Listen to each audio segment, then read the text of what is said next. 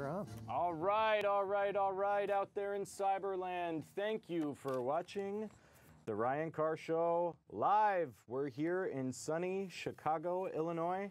I'm here with my good buddy and producer, Mr. Robert G. Beck, Bob Beck, the voice of Chicago. Good afternoon, everybody. Thanks for tuning in. We have a great show for you today. Our good buddy Jeremy, our AV, our audio video guy in the booth. What does this button do? Very important day for him. His movie, The Scavenger, comes out. I can't really zoom it, so I'm putting this on up for you guys. The Scavenger comes out today. You're definitely going to want to check that out. Bob and I'm dressed so nice because I'm going to the premiere. Me too. Yeah. I'll change later. Okay. I'm actually going to be there early, helping out Jeremy and Sarah, are you guys like Facebook official girlfriend? I'm really looking forward to the movie today, pal. Should be fun. So, before we get started doing anything, I just wanted to touch base with people out there. We made a comment, actually I made a comment last week. I wanted to make a quick apology for a comment that I made in reference to the SAG-AFTRA members at caucus or convention. Yeah. I said that they were probably out there drinking champagne, which, actually isn't really the nicest thing to say about people who are union volunteers that spend countless hours advocating for all of the actors and all of the stunt people and all of the people everywhere. They get a little bit of time in California where they're actually campaigning and they're getting together and they're trying to push through different resolutions and represent their constituents. So, if these people were drinking any champagne, they probably deserved it.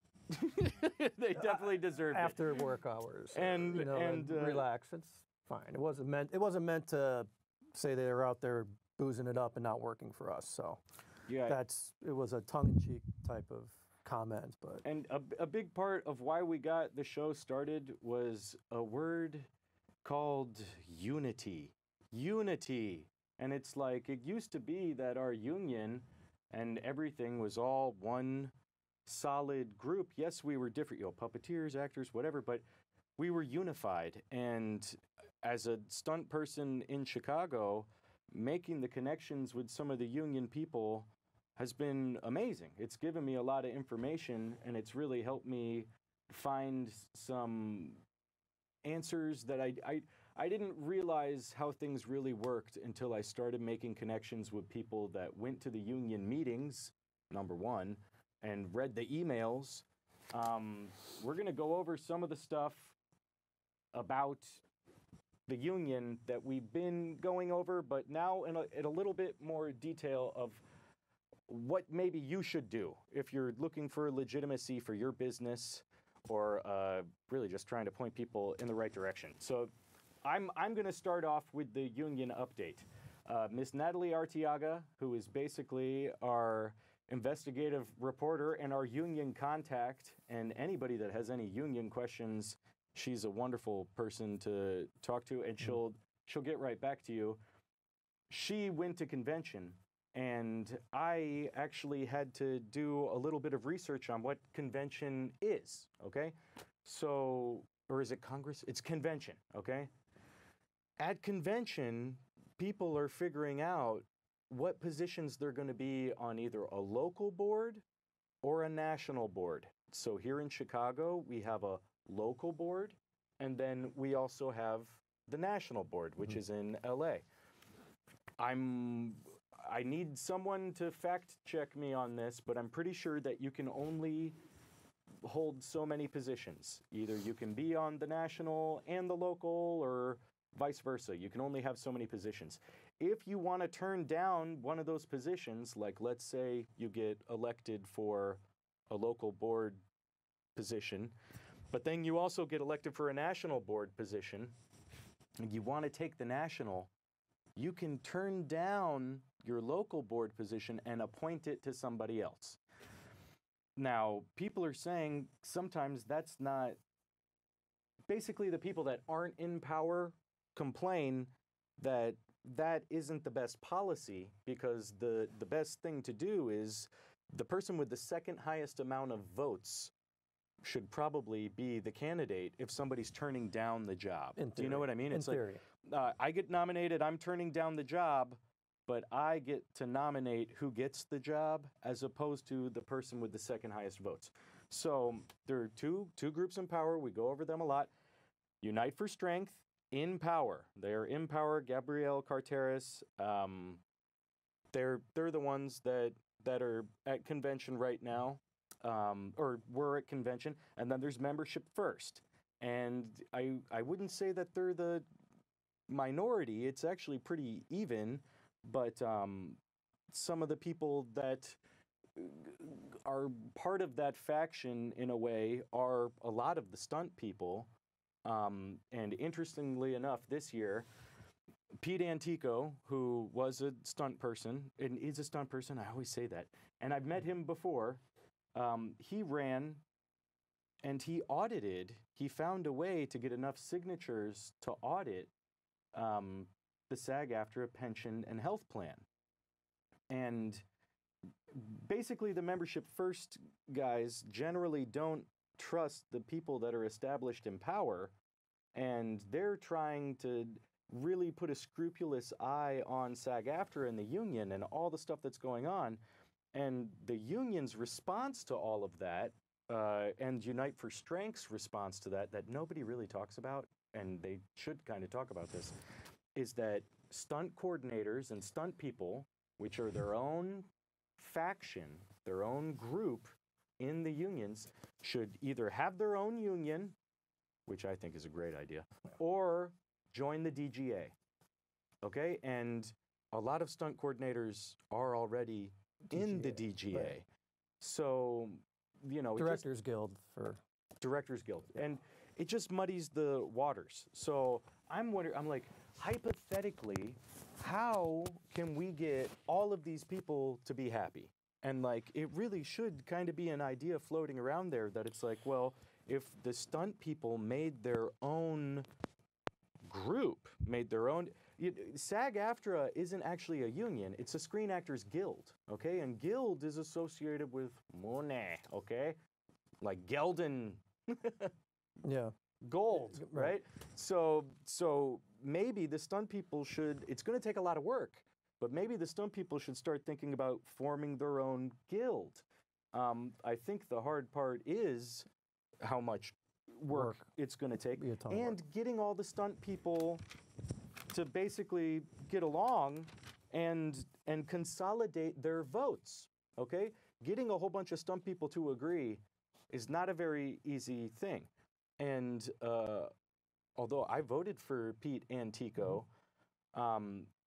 Pete Antico has run for president as a stuntman, and then now, after not winning, he is going to file a complaint, or already has filed a complaint with the Department of Labor, which this is like never ever happened before, for election.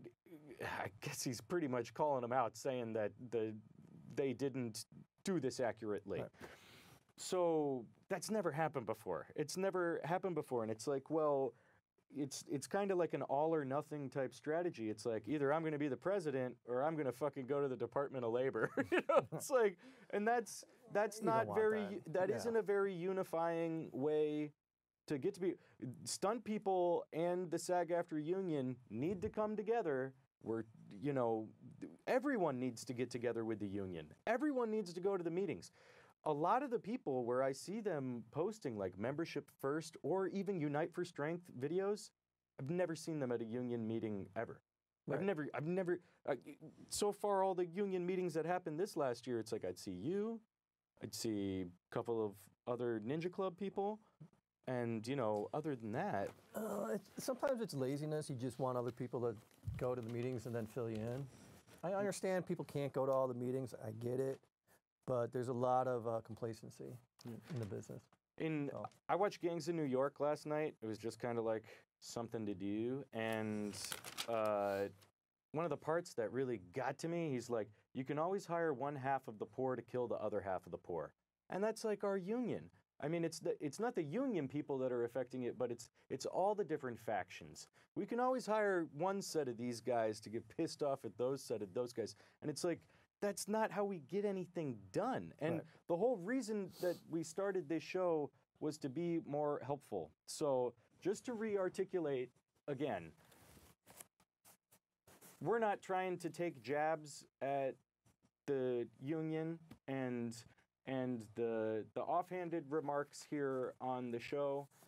You know, I apologize for saying that stuff because honestly, these people really do work very hard, and it's a thankless job. Like, so many people that throw the jabs at them, they're the ones who haven't really educated themselves on how any of this stuff really works. So I want to work with the union people. Everyone should really try to get themselves informed. There's a meeting on Monday. Do you guys know there's a meeting on Monday, the 16th? 16. They alternate between lunches and dinners, but I believe that this one is a dinner. And I don't think a general member, anybody can go in there and actually talk or anything because it's like the board meeting, but you can go to all the meetings. You can go to almost all of the meetings. So that's something to think about. We got some love from Jim Niesecki. Jim Nisecki. Yes, Jim Nisecki. Rock on, you studs.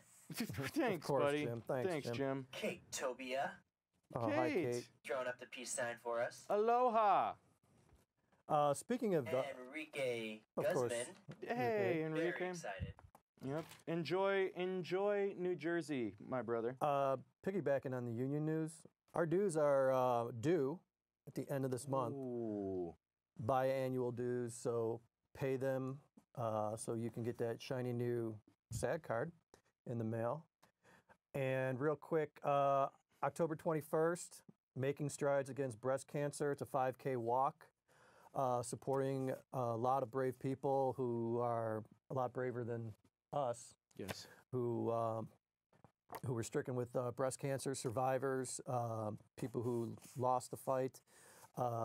If you're in town, support that 5K walk. Yeah, that's awesome. I think Debbie Mazer told me that she's walking on Did she? the 5K. Excellent. So, if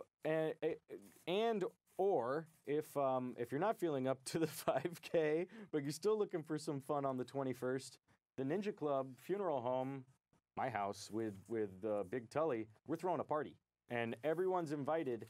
And you should honestly, if we don't have your headshot and resume, actually, everybody, hold on here for 1 second. Everybody tell them the story about Polly the Clown. Actually, speaking of stunt people, I want to 1 minute. give a shout out to somebody who's given me a lot of advice in the past. Carl Paoli, longtime stunt guy. He's giving me advice just in casual. I'm not going to tell you what the advice is because he gave it to me. I love Carl Paoli. But look at any movie that's made over the last, I don't want to say how old he is, but he's been around for a while. He's in everything. You may not recognize his face, but he does a lot of doubling. Great stunt guy. And I just want to appreciate all the words of advice from Carl Paoli. Shout out to thank you, Carl Carl. Paoli, man. Carl, rock and roll. You ever want to be on the show? You're in Chicago on a Friday. You better hit us up, dude. But yeah, thanks again, Carl. I appreciate the words. We're having a party at the funeral home. We always do it at Halloween all the time. If you guys have never been there before, you should bring a headshot and resume, because what I'm doing is I'm putting together a book of everybody's information. All the people, it's kind of old school. This is like what they used to do in the good old days, where it's like you put everyone's headshot and resume in a book, and then you go take this book to the casting directors, and you say, these are the people, these are the really talented stunt people, and you try to give them some variety. This guy, J.R. Adams, just sent his stuff in. He was one of the lead stunt doubles on The Outsiders. Nick Foreman, bumped into him today. Nick Foreman is an incredible stunt guy, and I've worked with him many, many times on projects big and small. And oh my gosh. Oh, we're going to a commercial break. The Ryan Carr Show is brought to you in part by the Ninja Club Production Company, telling you and reminding you to update your website so we don't have to.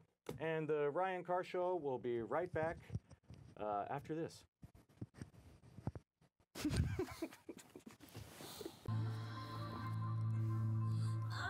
Next time you can pick the music. You got a fetish for my love. It's okay, Bob. You. And we're back. All right, we're back. Welcome back to the Ryan Carr Show. I'm your host, Ryan Carr. This is my good buddy Bob Beck, producer, voice of Chicago. We're talking about the union. We're talking about stunts. We're talking about Chicago and anything going on. If you guys got a question, let us know. I read a remarkable article this week, and there's nothing more boring than watching a guy read something, but you guys got to listen to this stuff. Here we go. The title of the article is, and again, I don't want to take sides. I want to present the information to you guys, and you can formulate your own opinions on things. SAG-AFTRA party politics challenged in dispute over board replacements. Okay, and he basically says it's politics as usual at SAG-AFTRA. Blah blah blah blah blah. What's not usual, however, is that this year a complaint has been filed alleging cryonism and election fraud. Cronyism, yeah. Cronyism. I don't even know what. Do you know what that means? What does it mean? It's basically helping your friends out. Helping your friends out. More so whether they deserve it or not. We all help people out, but we'll get to that topic a little later. I mean, that's kind of the business. This is what I always business allude as to. usual, Is like, is you know, basically you're what it in the is. favor business, so somebody wants a favor, but okay, so, and it was alleged by Pete Antico, who I just said he was running for the president, and now he's like saying this. Isai Morales has vowed to file a similar complaint with the U.S. Department of Labor. The union has been deeply divided for 2 years by Unite for Strength and the current ruling party, which is the current ruling party, and then there's membership first, okay? This is what I wanted to get into. Okay.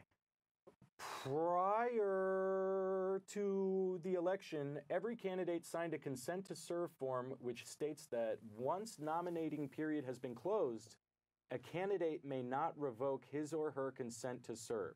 So it's like, once they start counting this stuff, it's like, you're serious about being on the board and stuff, right? Like, you're really going to do this, right? So they sign something that says yes. But they say that there's a way to resign. Antico and Morales see a more sinister motive to the recent wave of local board resignations, questioning whether several Unite for Strength candidates truly intended to serve at all, which is like that thing that they signed, if they were elected, or were just stalking horses for their less famous, unelectable running mates.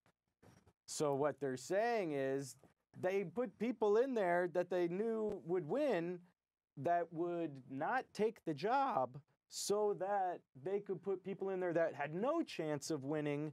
And typically the people that are not in power are in favor of a policy where it's like, hey, can the person with the second highest number of votes get a shot in there?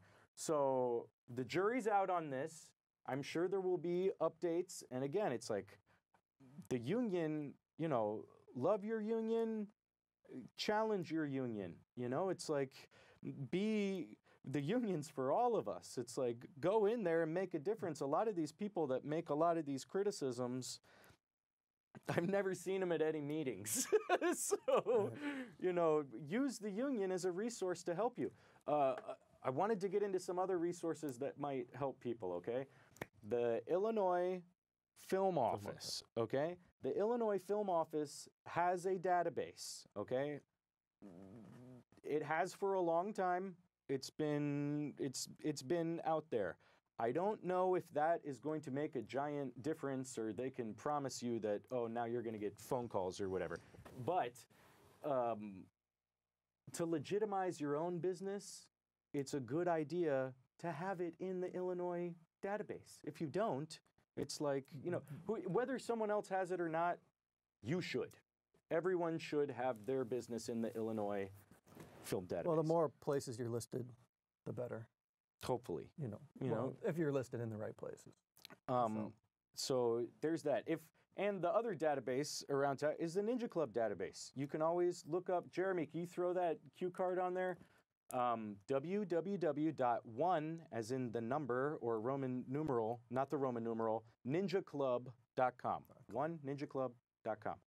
And if you are a stunt performer or you have stunt credits and you have a SAG-AFTRA card, I will list you on my database. And it will be the electronic version of this book. You know, it's like at one point in time, someone told me, I hold the book for the stunt coordinators in this town. And I was like, wow, that must be a really hard job because you have to like update that like all the time. You got to put new pictures in there like day in, day out. I had a guy, Mike Braxton, I'll find his picture. Mike Braxton came to my house at 2 o'clock in the morning. He's an amazing actor. I think he's a great guy. Boom, right there. Came to the house and he was like, Ryan, you need my headshot and resume? Boom, here it is. Thank you so much. Thanks for the opportunity. It's like, there are people out there. There are a lot of talented people. And it's like, I hold the book for the people. If you guys want your picture in the book, I will database you. I will make sure that somehow, some way, we'll point you in the right direction. And sometimes that direction is towards the union and educating yourself and going on to sagaftra.com. I like to make jokes and funny things, but it's like, you know, all cynicism aside, they help a lot of people. And Miss Natalie Arteaga has been someone who's helped the show a lot. And, you know, she's my favorite union person to talk to. Well, let's talk about helping people. Gotta take this off. We've both helped a lot of people in this business with getting work, getting representation, and showing a little bit of gratitude for the people who help you. Just saying thank you. It's not that hard. Yeah. Mentioning the person who helped you out. There are people who have helped me. You can't get anywhere in this business without a little help. And by acknowledging you got help doesn't show weakness, because everybody who gets hired wasn't ordained by God. He didn't just put his hand down and say, you're special, you're working on Chicago Fire today. You get help. So show a little bit of gratitude, okay? Maybe I was raised differently. I know I was raised differently to thank people who help. And on another note, when you are on set, there's set etiquette. You're working as a team. So if you go to Crafty, let somebody know, and don't go to Crafty and get yourself something and not the team you're working with. Get them a water. Get your coordinator a water. You know, it's not that hard. I mean, once I was just actually... little things like that that make working 14-hour days a little more bearable. I was on the set of Chicago PD, and I was a starving artist. I was crashing around on couches at the time. And I actually brought an extra backpack with me so that when I went to the craft service cart, I could fill it up with extra food because I was so freaking hungry. It was like, that was like one of my big breaks. They took a chance with me on that show, and it was like, oh my God, they got M&Ms here. They got like oranges and apples and stuff. Like, honestly, I just really hadn't, it'd been a while since I was like, fuck, food, you know? And I loaded up my backpack, and another stunt guy saw me, and he was like, what are you doing? And I was like, come on, man, you know, they're just gonna throw all this stuff in the trash, you know? Like, I'm so hungry. And he was like, dude, you can't do that. That might make the stunt coordinator look bad. And in my young naivete, I was like, you know what? Screw that, man. But it's right. It does make the stunt coordinator look bad. And it does come off as like, what, does this guy have no manners? Is he like a rude person? It's like, it's not funny. You know, it's, yeah, you could take advantage of really anything in the system, but it's like, then when you complain about being taken advantage of, nobody cares. So it's just a matter of decency to be a decent human being on set.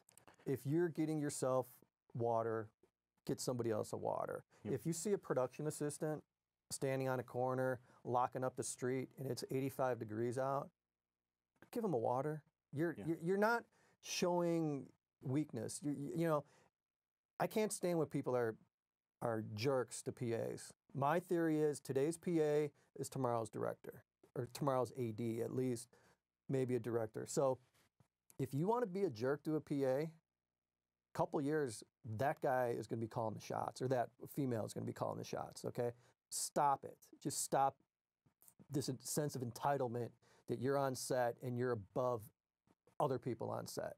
Okay, everybody started somewhere, and PAs start somewhere. You started somewhere. I started as an extra, stand-in, body most double. people did. Most people Okay. did. You know, you all start somewhere. So stop being a jerk Well, to production assistants. you were talking a little bit about the gratitude factor, and it's like what people find very easy to understand is like an agent can get me an audition, or a casting director can get me a job, a stunt coordinator can get me a job. It's like I can get this quick boom. What do you call that? Quick.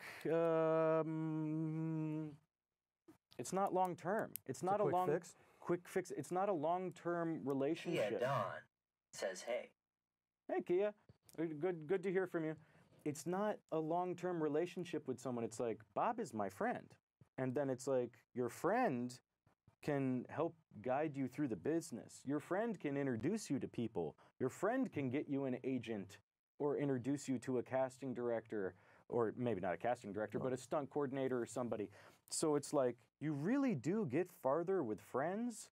And when you have a career that at the end of it, you have a lot of people that actually are proud that you're recognized for the right reasons instead of being obnoxious, you know, that's kind of what it's all about, right? Mm-hmm. So it's like I'm a big advocate of trying to find friends in the business, even though it's a tough business to have friends in. And, you know, just because it's a tough business doesn't mean there aren't good people out there. And it's a And good Jim Nasiki says, true dat. yeah, good people meet good people. So it's like, you know, sometimes I think people just, they're like, well, I'm not going to, and I was like that. I was like that in college a lot. It's like, I'm not going to be friends with these people for the rest of my life, so I'm going to use them and do whatever I can to get whatever I can, and then, and I'm out of there, and it's like, That happens all the time. you know, and it's a very short-lived victory. We'll put it that way, right? Long-term victory, me and Bob. I hope that wasn't too bromantic. It was very Hashtag bromance. Yeah, it was a little bit. Yeah. That's all right. No, there are a lot of people who become your friend to get somewhere, and then once they get somewhere, then they become somebody else's friend. They try and climb up the ladder. I get it. We're all trying to make it in this business. We're all in various stages of our career, but it comes a point where you're disingenuous, you know. Somebody helps you out, you have to help them out, you know. In it. It's just Oh, there's only 1 minute, Bob. golden rule. I wanted, in the last minute, to talk about my definition of a stunt guy, okay? There's a lot of different definitions of stunt people, but I think the easiest way to talk about it is a stunt person does things that other people are afraid to do, okay? And that covers everything, all right? There are some people locally in this town, and this town is about the local people, where it's like, what are they afraid to do? I think there's some people they're afraid to come on this show and answer some questions. I'd love to have everybody on the show. You know, it's like I'd love it if everybody had their own show. And it's like I wonder, you know, sometimes I was actually afraid to do this at first and like just open my mouth, and then it's like, you know what? That's kind of what a stunt person is supposed to do, is not be afraid to say something. Right. So there's a meeting on Monday the 16th. If you guys got anything to say or care, it's supposed to be in confidence too. So if you ever get the feeling where it's like, oh, I'm not going to get a job, or I'm going to get a 2 a.m. phone call because I said something at a meeting, and, you know, all of that stuff is supposed to be in confidence. And trust me, I can find a union person that will identify the exact bylaws or rules where it states that we are allowed to conduct our business however we want without repercussions from it. So, you know, be brave, do what you got to do. And I don't know. Do you have anything else to say, Bob? Just thank everybody for watching. Watch it again next week when or even tomorrow if we get a chance to get it up, maybe Sunday. But watch it soon. We'll post it when we have the studio version. Thank you, Dawn, for making this happen. Thank you, Carl, of course. Thank you, Lee, for all the positive vibes and supporting the stunt community, and everybody in the booth. Thank you. Enrique Guzman says, bring the elevator back down. Thanks, Enrique. Bring the elevator back down, send the elevator back down, and thank you all the SAG-AFTRA people that do so much for us and volunteer to do it, and thank you to Natalie Arteaga for all of her help with all the union stuff too. Stay out of trouble, Chicago.